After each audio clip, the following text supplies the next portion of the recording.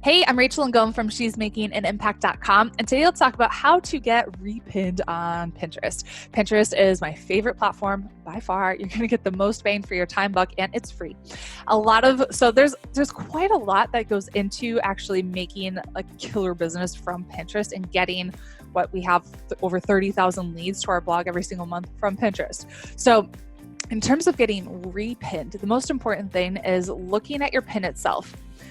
Is it the long and skinny image that you can create on Canva? Literally just hit the Pinterest template. That's what I do. It's so easy.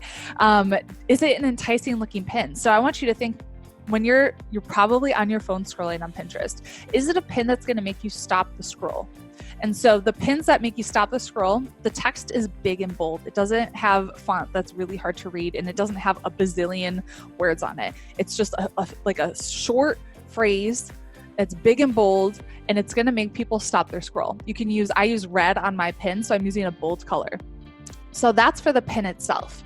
For the pin description, you want to make sure you're using search terms. So Pinterest is a search engine, just like Google. And so search engine optimization, SEO, matters. So you want to make sure that you're using words that your audience is looking for. Or more. So how to get more clients. That's literally what my people would be searching for on Pinterest. Or another one would be online marketing tips or Pinterest marketing tips, or just something that's several words together. So when you're creating that pin description, it's going to include that keyword that people are searching for. And then this description itself, it shouldn't be like keyword stuffing, because people are reading these. So you want to kind of like put it in there and be sly about it kind of. And then include a call to action. So the pin description itself includes the keyword or multiple keywords.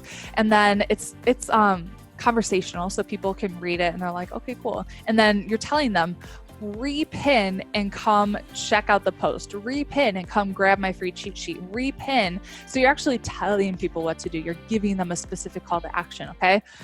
There's more that goes into it for sure. This is how much I can cover in a short video, but if you haven't registered for my free Pinterest class, we can dive in a little bit deeper into this stuff. So go to freepinterestclass.com and I'll talk to you later.